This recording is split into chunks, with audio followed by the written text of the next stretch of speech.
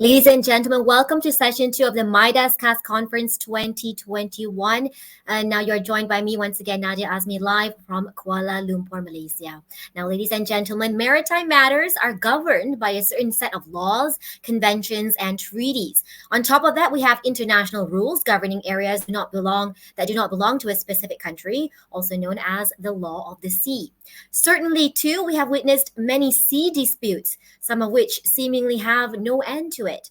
So let's delve deeper during this session, into the role of existing maritime or admiralty laws and policies, as well as the challenges that countries are facing.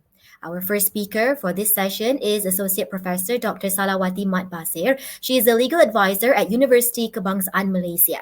Prior to joining University Kebangsaan Malaysia, Dr. Salawati was a practicing advocate and solicitor and also legal officer at a multinational company. She has an LLB, LLM, and PhD under her belt, all from University Kebangsaan Malaysia. Her research focuses on globalization and regional security, international law and development in Southeast Asia, maritime security, conflicts in the South China Sea, and defense policies. She currently teaches comparative foreign policy and defense policy at the Malaysian Armed Forces Defense College. With that, Prof. Salawati, the floor is yours.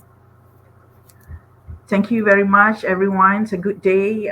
Today, within these 10 minutes, I would like to talk about this maritime security, measuring challenges and progress. I do believe that many of us knows many things about the maritime security, and what can we do more, because the challenges after the pandemic getting more stronger, and how we can see the progress to measure these challenges. So, as an introduction, I do believe, like the speaker just said, about the maritime space is actually governed by a variety of international treaties and agreements, and that's govern everything from maritime boundaries to fishing regulation. This is a very exciting, and I do believe that the law of the seas and these maritime industries, they are working together. But in this situation, in additional, regional organizations like BIMSTEC and ASEAN are placing increasing policy attention on maritime issues, and where the need exists, we have to have the cooperation structure, like we have a trilateral cooperative agreement, TCA, between Indonesia, Malaysia, and Philippines to combat maritime security threat in Sulu Celebes Seas. This is one of the example why. And for my presentation, I'm not going to go very deep on the certain matters, but I pick a very interesting topic regarding the maritime security, and then see what can the latest scenario or any existing policies and law can handle with that. And first of all, we're talking about this emerging hotspots of piracy, armed robbery, and kidnap for ransom. We are not talking only in Southeast Asia region. We know before this is the very famous regarding the coast of Somalia. But now, when we talk about the African region, we're talking about the prominent situation in Gulf of Guinea. And if you're talking about this, the South Asia regions, the Bay of Bengal are very known for the criminal gangs prey on fishermen through armed robbery and kidnappings at sea. So this is the two scenario within the two region. And in Southeast Asia, normally what happened is the theft from vessels transiting the Strait of Malacca are on rise. And even we can see in Sulu Sea, we're having a problem, like confronted with a string of piracy and kidnap for ransom incident. So this is what we in Southeast Asia facing, not only for in a Malacca Strait, we also have the Sulu Sea that's giving lots of problem. And I think that how we can respond to this, the region has been quick to respond to this form of a maritime crimes through initiative, such as coordinated patrols. We can't go beyond that, because in situation, the geography of Southeast Asia, We need the coordinated patrols, like what I said just now, and we need increased information sharing through all the centers, like the international fusion centers in Singapore and New Delhi. This is a really helps a lot, because if we do not have this coordination and we do not have sharing the information, this is going to be a long term problem. I do believe that after this COVID or during COVID-19, this hotspots of piracy, armed robbery, and kidnap for ransoms are become more and more. And after this, we will see with this. I do believe with the people who getting more difficult after the economics down of the COVID, then this is getting more worse in Southeast Asia and also in other region. Second, if you can see that why the maritime issues are getting more interesting and getting more important, because in Southeast Asia or in many regions, we got black market in drugs and wildlife product.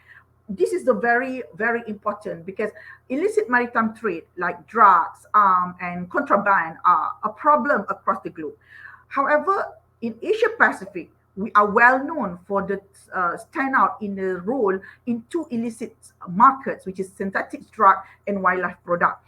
Look at my countries, like the sensitive drugs, the synthetic drugs are very dangerous, and many people around the East Coast Malaysia, they got a problem with this kind of drugs, because normally the countries like Thailand, Vietnam, and others, they're doing this kind of business around the area, and Malaysia is one of those places that very marketable for the synthetic drugs and also wildlife product. And this is what I say, that because the Southeast Asia is the fulcrum for the international trade in illegal wildlife product, due to its geography placement between the sources of such in Africa and the primary markets in East Asia. So the effort to increase port screening measures and improve regional maritime domain awareness (MDA) that will help regional state look down crook down this maritime routes used to transport these the illicit goods. So this is the important. The important for why the maritime security is really help in terms of this maritime domain awareness, and also how we can detect this kind of situation at sea. And also regarding this maritime enforcement capacities, this is my last slide. I think this is a very crucial in any region, because in order to address disaster relief, especially in search and rescue, maritime mixed migration, and IUU fishing, a state needs navies and maritime law enforcement agencies with the ability to patrol their waters, identify threats, and respond to incidents. So many countries lack the capability necessary to effectively address the scope of the challenges they face in the maritime space. Not because the more or less, I do believe that because the spending of the for this coastal guard budget is more on what the economy of the country. So to effectively address this gap in their collective maritime security, they need to working hard through increase this MDA and coordinated patrol and burden sharing. So it will help all those countries that having this kind of problem. Framework for informations of potential threats at sea and exchange and capacity building with partners around the globe really help strengthen this collective maritime security at this moment. So with that, I say thank you very much. Thank you very much, Dr. Salawati. I think we'll go deeper into the laws governing the seas later in our Q&A box. I'm sure our audience members may have some questions. So I'd like to remind everyone again that we will have another Q&A session later before we wrap up today's day one. So just key in your questions in the public chat box as well. So next we will hear from Dr. Arron and Honniball, Senior Research Fellow at the Max Planck Foundation for International Peace and the Rule of Law Germany, working within ASEAN and Indian Ocean projects. Prior, Dr. Arron was a research fellow in the Ocean Law and Policy team at the Center for International Law, National University of Singapore. and also a PhD candidate at the Netherlands Institute for the Law of the Sea at Utrecht University in the Netherlands. He defended his PhD at Utrecht University entitled Extraterritorial Port State Measures, the Basis and Limits of Unilateral Port State Jurisdiction to Combat Illegal, Unreported, and Unregulated Fishing, and also has published numerous materials on oceans law. Welcome, Dr. Arron. Now passing over the mic to you. Thank you. Distinguished guests and speakers, it's a pleasure to join you today, and I extend my sincere gratitude to the organizers for the invitation and Nadia for the kind introduction. In the time available, I will discuss what overlapping claims the law of the sea addresses, why provisional or permanent resolution is important to maritime security, when the resolution tools of UNCLOS apply, and how successful agreements can be promoted. So to begin, there are three variations of overlapping claims that may negatively impact ocean governance, including security. First, disputes over continental or insular territory result in competing claims to be a coastal state and thus any maritime zones established thereof. Article 298 of UNCLOS, as well as the Chagos MPA award, confirm that disputes centered on territorial sovereignty fall outside the law of the sea framework and must be settled through negotiation or other peaceful means. Other means does, of course, include third-party dispute settlement by mutual consent, as evident in the two successful cases between Malaysia and neighboring states concerning disputed islands in the early 2000s. Two caveats apply to this exclusion, both being evident in the South China Sea arbitration. First, low tide elevations cannot be subject to appropriation and cannot be transformed into a high tide feature. Sovereignty over a low tide elevation rests with the coastal state in whose territorial sea or continental shelf it is found, and this would apply to South Ledge. Secondly, the legal status and zonal entitlements of a maritime feature are defined by the law of the sea. So a maritime feature can be a low tide elevation, which generates no maritime claims, a rock, which generates a territorial sea, or a fully entitled island, which can generate full zonal entitlements. These caveats thus assist in defining whether overlapping claims really exist and reduce the rationale for either party to undertake activities on disputed features which could worsen the dispute and undermine security. The second, more classical variant is where states establish their maritime zones in a manner consistent with UNCLOS, but due to the geographical and political makeup of a region, result in overlapping claims with adjacent or opposite states.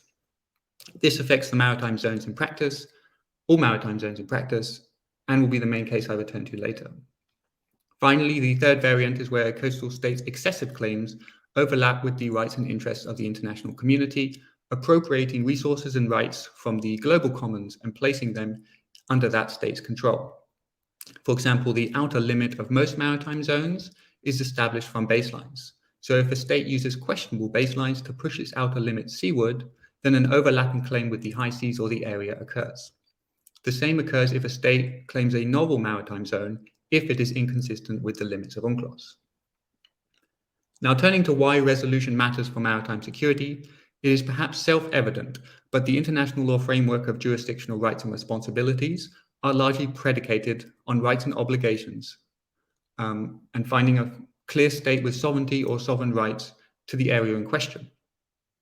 Certain rights and obligations do apply in overlapping areas, but these focus on provisional cooperation and not hampering the reaching of a final agreement. And you can look to Articles 15, 74, and 83 of UNCLOS for examples of this. Now, self-restraint obligations apply to states, but not non-state actors, who may then utilize grey areas and the self-restraint of maritime enforcement operations to conduct unlawful activities. Now, overlapping claims clearly frustrate clarity on which state will have enforcement jurisdiction. However, it also affects prescriptive jurisdiction and whether an offence has occurred. Tomorrow, you'll discuss IUU fishing, but following the SRFC advisory opinion, which states or states would have primary responsibility to address illegal fishing in overlapping areas. The potential high seas pockets in the South China Sea are even more complex, and claimant states will differ on whether this is illegal or unregulated fishing. On addressing disputes, the toolbox of UNCLOS to resolve or freeze overlapping claims apply at various stages in the dispute. First, while overlapping claims are detrimental to addressing maritime security, they do not create a legal vacuum. Domestic and multilateral measures, so long as not hampering the reaching of a final agreement, are possible. At the domestic level, states are limited in asserting jurisdiction on the basis of the disputed territorial sovereignty, but other jurisdictional bases still apply. In disputed waters, states can continue to regulate vessels flagged to that state, the conduct of nationals from that state, and finally, the subsequent entry of foreign flagged vessels into domestic ports. At the multilateral level, regional frameworks can address shared maritime security concerns, notwithstanding the existence of overlapping claims. The most obvious example in Asia, which we've heard from today, is the Regional Agreement to Combat Piracy and Armed Robbery against ships in Asia. If an attack occurs in an overlapping EEZ, states can still utilize the cooperative framework because universal jurisdiction over piracy applies in all high seas and all EEZ areas. In this example, Indonesia and Malaysia are not contracting parties to RECAP, but they do cooperate with RECAP at the operational level. Now, turning to the delimitation process itself, UNCLOS provides that claimant states may enter into provisional arrangements. If these address resource access or transitional ocean governance in the overlapping area, this can reduce maritime security concerns. Now, the delimitation process will differ per maritime zone, but in short, the law of the sea prioritizes agreements between the claimant states on their own terms, so long as this does not prejudice third-party rights. Failing agreement or special circumstances requiring variation, a provisional equidistance line will delimit overlapping territorial seas. For overlapping continental shelf or EEZs, UNCLOS does not express any preference beyond mutual agreement, but does provide that if no agreement can be reached within a reasonable period of time, the states concerned shall resort to the UNCLOS dispute settlement procedure. This does not apply to overlapping claims in Southeast Asia involving a claimant state not party to UNCLOS. For others, depending on the state's choice of procedure under Article 287 and optional exceptions under Article 298, this dispute will go before one of the compulsory dispute courts or tribunals or before a compulsory conciliation commission. Since the Black Sea judgment, international courts and tribunals have been consistent in their application of the three-stage methodology to delimitation. While the methodology is clear, its application is difficult to exactly predict, and each case raises novelties to address. Now, a note on maritime security within both processes can be made. First, while courts and tribunals often settle on a shared boundary, for bilateral agreements, states have complete discretion over whether to settle on a single or a separate EEZ and continental shelf boundary. Maritime security, such as IUU fishing, may need to be considered during the process when different EEZ and continental shelf boundaries are agreed, as greater cooperation on monitoring and control will be required. Second, when delimitation is being settled by compulsory dispute settlement, the ICJ earlier this month in the Indian Ocean judgment confirmed that security interests are unlikely to qualify as a relevant circumstance in the second stage of the delimitation process when considering the adjustment of the equidistance line. This is because while a boundary line will be final and binding, the security factors will change over time and remain uncertain. They are not a permanent circumstance. And finally, turning to successful resolution of overlapping claims, there is clearly a significant role to be played by international relations, which as a matter of domestic politics would be inappropriate for me to suggest what states should do or what would be in their interests. What I can say is that Part 11 of UNCLOS promotes dialogue and trust building in this respect by obliging states to exchange views and to enter into dispute settlement in good faith, trying to reach an agreement on overlapping claims for a reasonable period. Now, if we turn to the takeaways of practice, breaking down a dispute into manageable components is perfectly consistent with UNCLOS, and this is evident in the practice concerning the Straits of Malacca and Singapore. This can involve breaking the claim down by maritime zone, as occurred in the Malacca Strait, or can involve breaking down the claim geographically, as occurred in the Singapore Strait, where 3 agreements have progressively extended the territorial sea delimitation line between Singapore and Indonesia.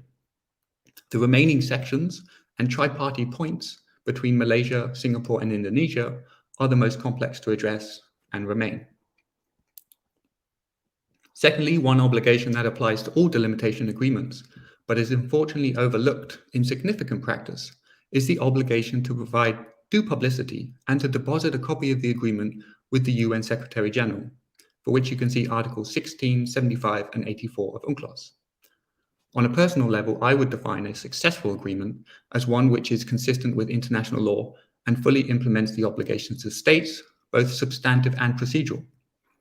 This obligation is relatively easy to fulfill and is of equal benefit to the states in question, as it removes any possible defense from a third party that they were unaware of the exact location of the agreed boundary. And while there's a couple more points to address, I think we'll save them for the Q&A, as I see that we are running out of time, and I would like to pass the floor to the next speaker. Thank you for your attention, and I look forward to our further discussions. Thank you, Dr. Arron. You mentioned in great length or talked about in great lengths about the UNCLOS. So I think our audience members will have some questions on that later on. But moving on to our next speaker, she is Pia Benoza, who is a research associate at the Center for International Law of the National University of Singapore. Prior to this, she was a law reform specialist for the University of the Philippines Law Center's Institute for Maritime Affairs and Law of the Sea, and has acted as legal advisor to key Philippines government offices on maritime security and the protection of marine biodiversity beyond national jurisdiction. She obtained her LLM in National Security Law and a certificate in International Arbitration and Dispute Resolution from Georgetown University Law Center.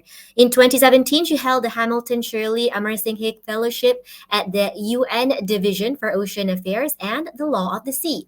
Ms. Benosa also taught public international law and local government courses at the UP College of Law. The floor is yours, Ms. Benosa. Nadia, and good afternoon to everyone, or good morning or good evening to all who are joining us from outside Malaysia.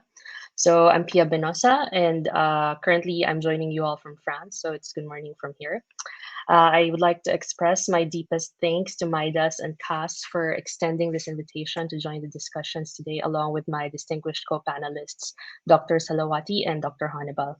As I also only have 10 minutes to share some thoughts on the subject of existing maritime laws, policies, and challenges, I will keep my discussion to 3 slides only, starting with a brief recap of key findings in the South China Sea arbitration between the Philippines and China, which I believe is a huge source of guidance for how parties to the disputes in the South China Sea should continue to conduct themselves with respect to the territorial disputes, and perhaps provide a good basis for further negotiations of the same disputes.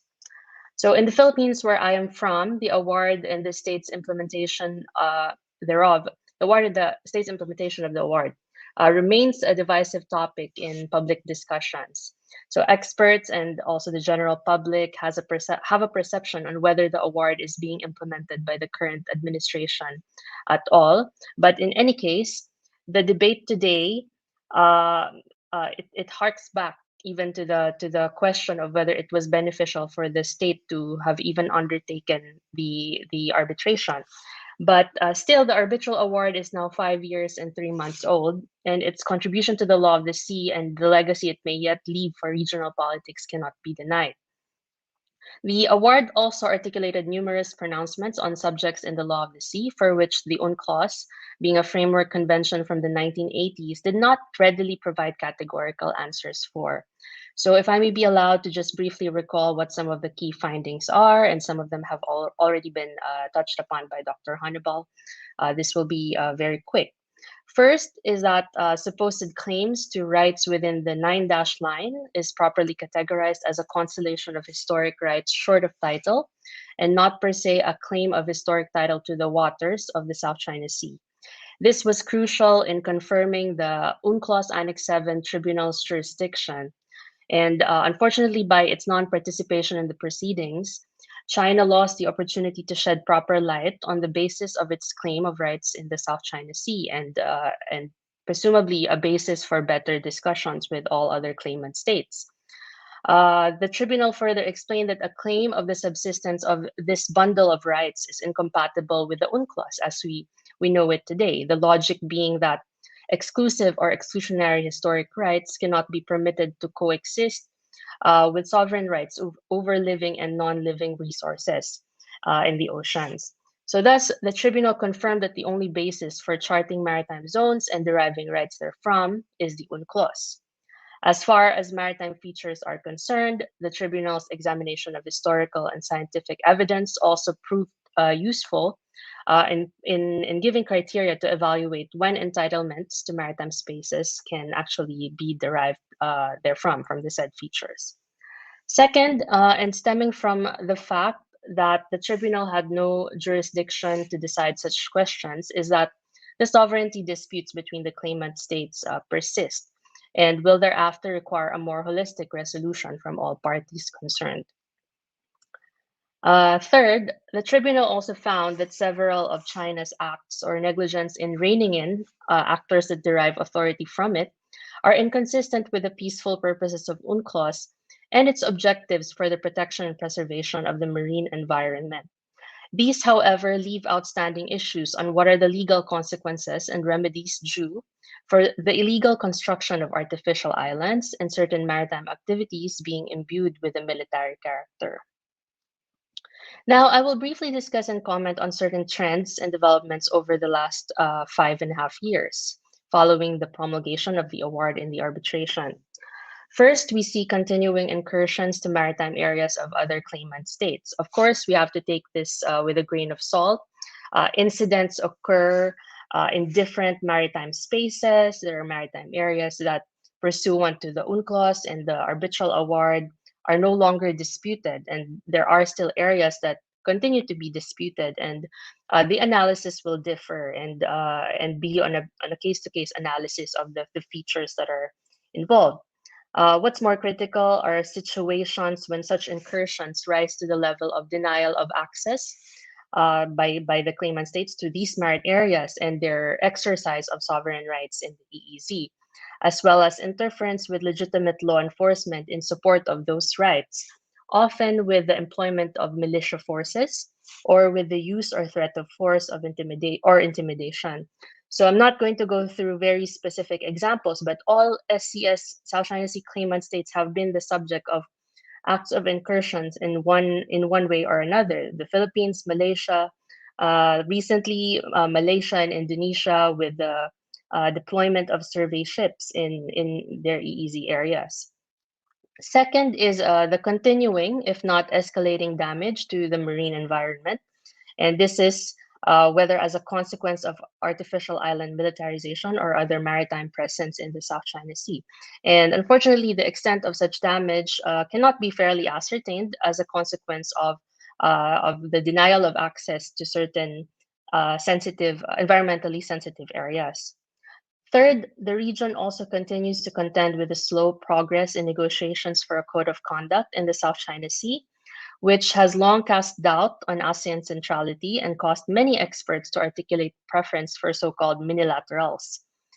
Interestingly, ASEAN chairmanship was recently passed on to Cambodia, which notably was a dissenting voice back in 2016 on the question of whether the ASEAN should release a statement in support of the SCS arbitration. Fourth, engagement in lawfare to deter unwanted conduct is expected state conduct, but the weaponization of the law could not be more obvious as a tool in bolstering territorial claims in the South China Sea. And I will discuss that further in the next slide on what the flashpoints are. Fifth, there are also infrequent yet monumental recalibrations of relationships, alignments or alliances and strategies in relation to or between or among non-claimant regional stakeholders. And in the first panel discussion, we heard a lot about what are the effects of AUKUS for the relationships of players in the region. And that probably is the subject of a bigger discussion than we have time for in this panel.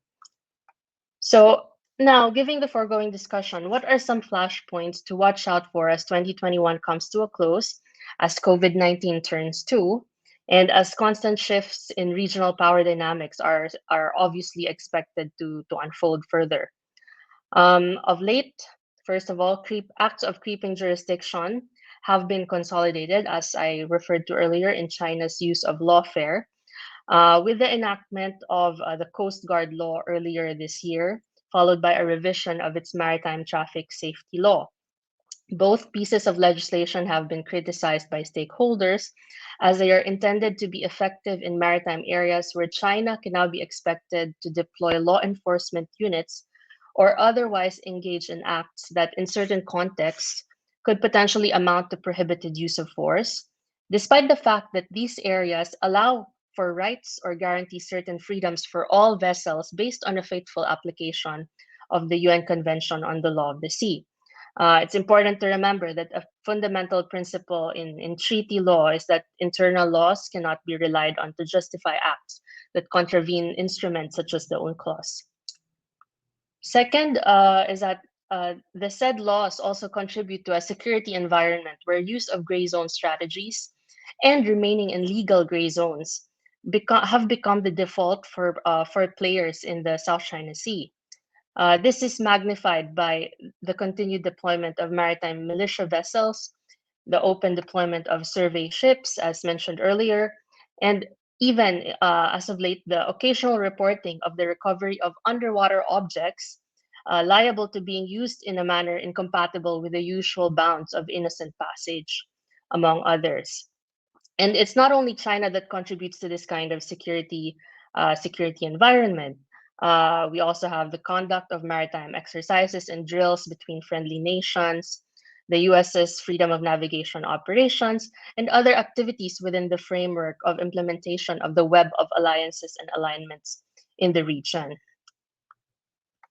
We also see it has been very interesting to follow the developments before the UN CLCS, or the scientific body responsible for providing recommendations as to the limit of the outer continental shelves of states in relation to Malaysia's partial submission of a continental shelf claim in the South China Sea.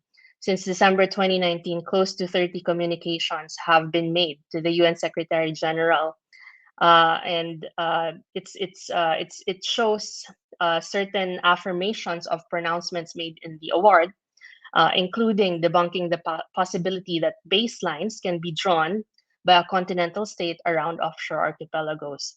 So hopefully these pronouncements are not a little too late, these statements from interested states. And it makes one wonder also whether, as with the years before, leading up to the initiation of the South China Sea arbitration, if the ongoing exchange currently signals the further initiation of another dispute settlement process by the interested states in the coming 2 or 3 years. There are also notably numerous proposed bills in the US Senate aiming to calibrate strategic competition with China, including the South China Sea and East China Sea Sanctions Act, which seeks to impose restrictions upon persons associated with China's acts in the South China Sea and East China Sea. So this begs the question of whether is this the kind of behavior that we as claimant states to the South China Sea expect from our partners, which are non-claimant countries, or will that contribute to the further instability of relations in the region? On a final note, it is of course important to reflect on what all these recent events and the state practice that is emerging means for the development of the law of the sea.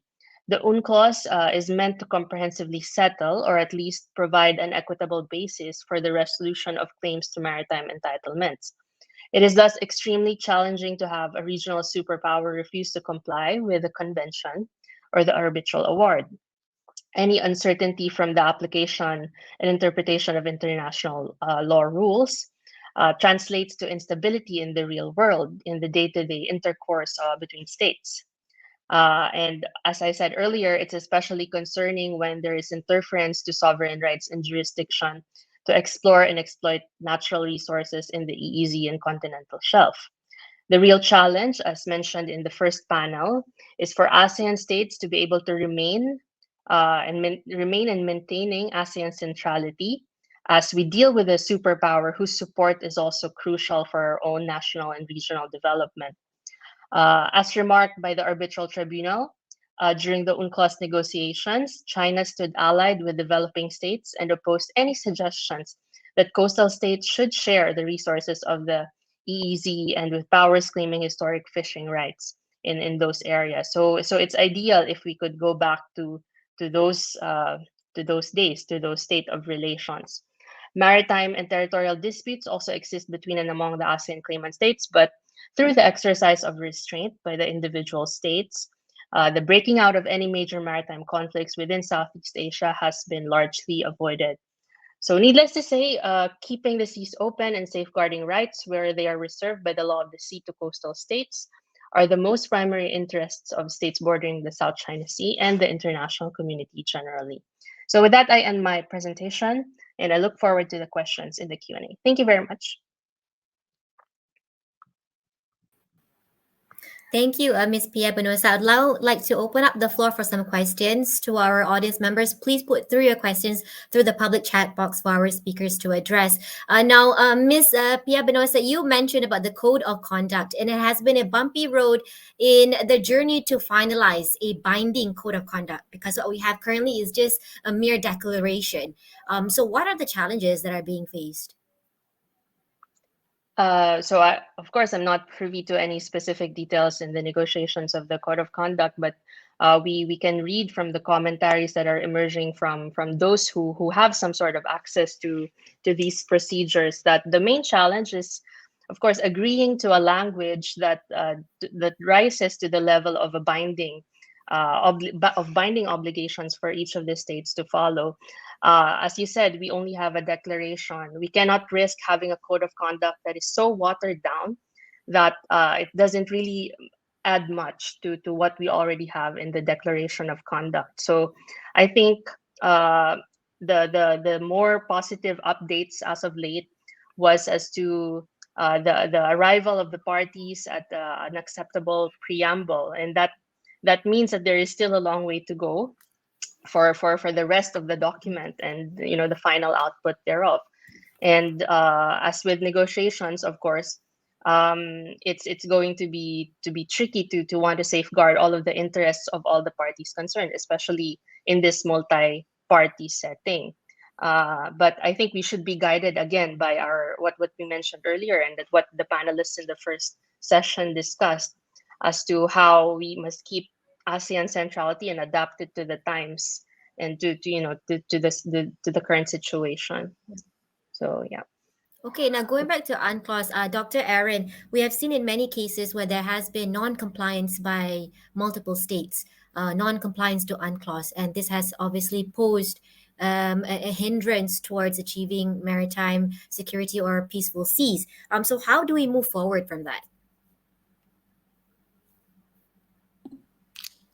Yeah. Thank you for the question. Well, I think, like all legal frameworks, non-compliance is going to exist and is going to continue to exist. It's a matter of reducing the level and basically trying to make non-compliance unsustainable in the long run. So if you have an agreed framework to address a conflict, so if you all agree that UNCLOS will be the basis on which we address overlapping claims, then it's much easier to move forward with resolution of that dispute.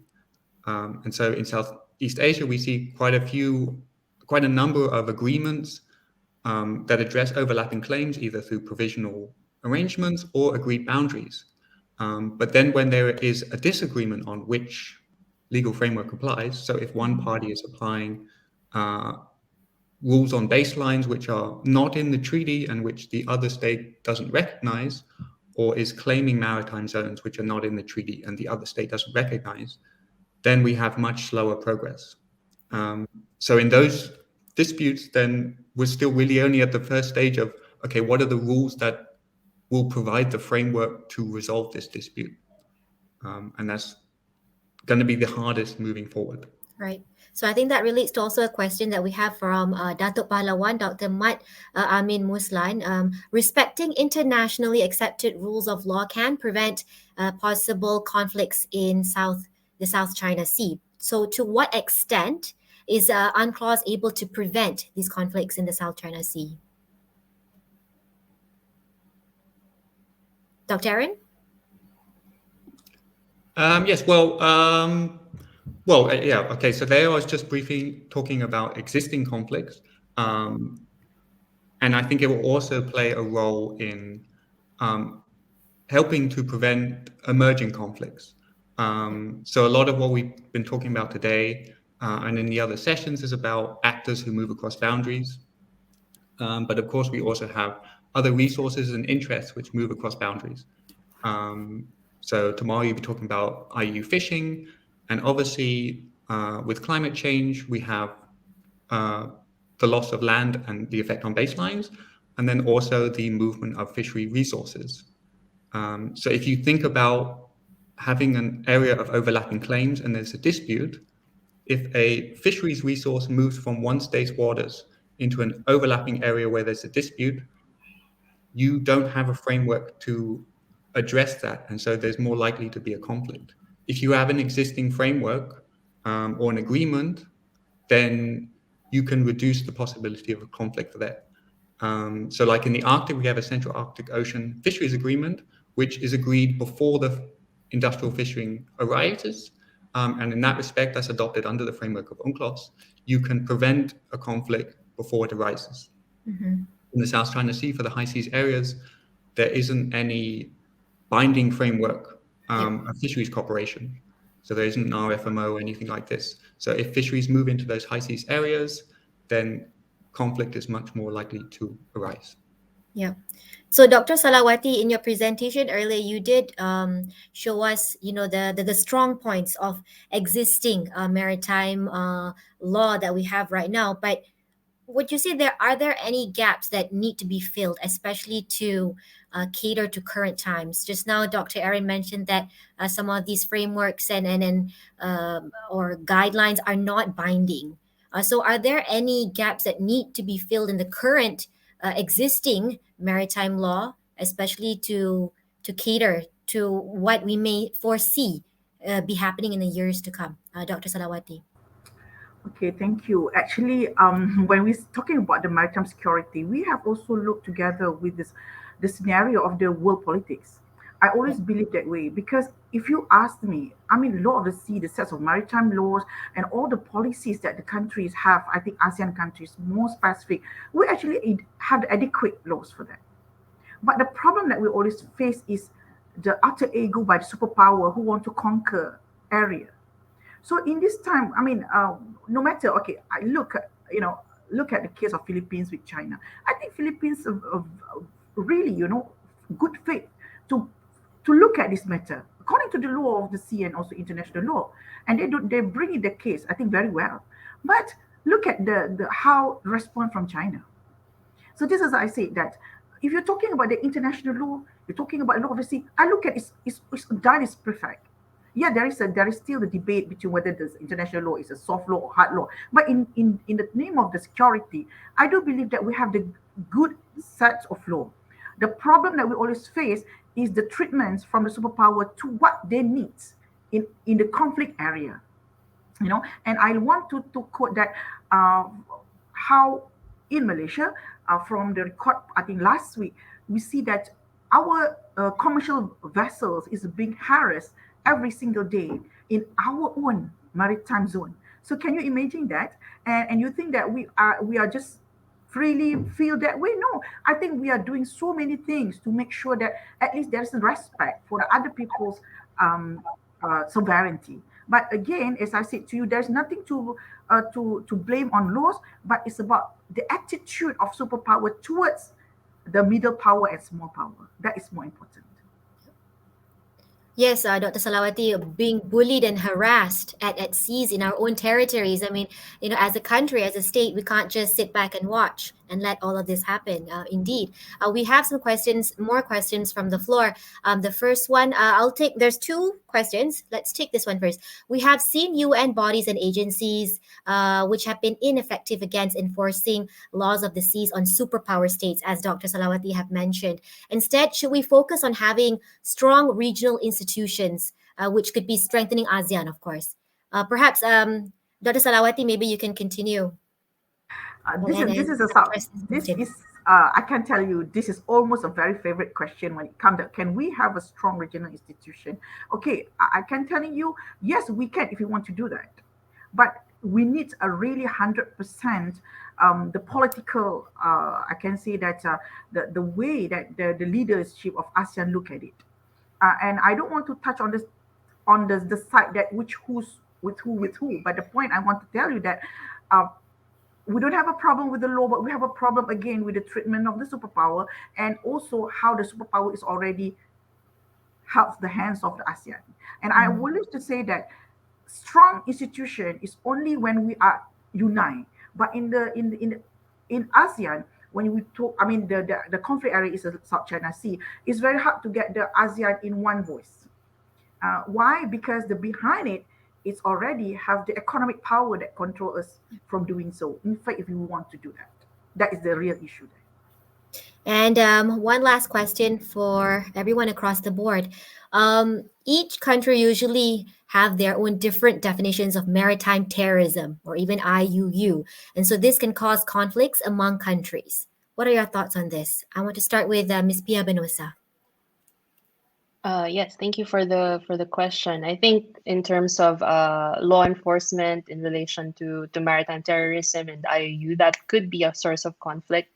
As of course, there are many jurisdictions where terrorism can be undertaken as part of the domestic criminal law framework, and the implementation necessarily varies from state to state. But as also mentioned in the first panel, ASEAN nations have quite a bit of practice in cooperating on non-traditional security threats such as these, and at least that forms a basis for further cooperation and ironing out the differences in the implementation of those rules.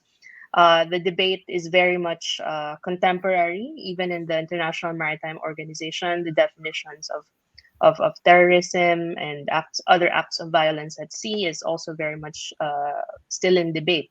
So I think the way forward is, as usual, to keep the dialogue going on and clarifying each jurisdiction's understanding of what these acts are or these crimes are, so that we can at least lessen the possibility of miscalculation if anything happens at sea.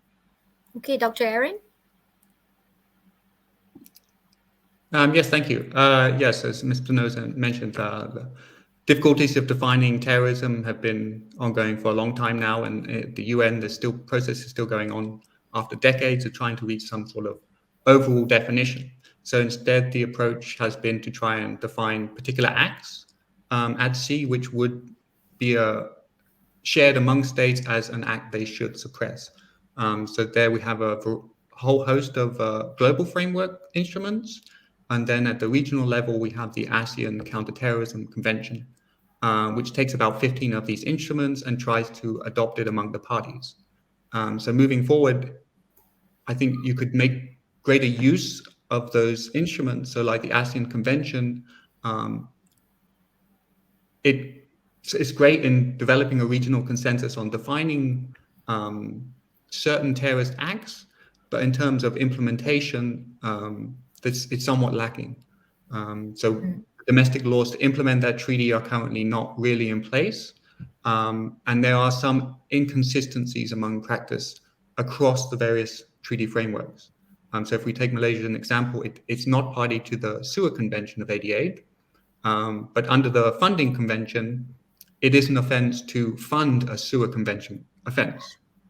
So therefore, Malaysia has the obligation to punish people funding the offenses, but not actually conducting the offense. And so there might be issues of consistency across the different frameworks that may be considered by each state party, whether this reflects their true interests, particularly as a maritime nation, as the latest white papers have suggested. Thank you. Again, coordination is key. Dr. Salawati, would you like to add on? No, I don't want. I agree with Ms. Pia and Dr. Arron. Okay, let's take another question. This one is from Ibrahim. Biden seems to be as unpredictable as Trump in the South China Sea when it comes to the South China Sea. So, what do you think is the way forward for the United States in the South China Sea. Do I have any volunteers from our three speakers who would like to answer this question? Perhaps Dr. Arron, maybe? I'm not sure it's as inconsistent as Trump, but I think they're following the same approach, right? So reinforcing the arbitral award and continuing the freedom of navigation program. Yeah, the way forward for it is a political decision. So perhaps it's not. My opinion doesn't really matter to the United States, right? But yeah, it should continue to engage and cooperate with its regional allies. And Yes. yeah. Again, I think this is just another power struggle that we're seeing among superpowers.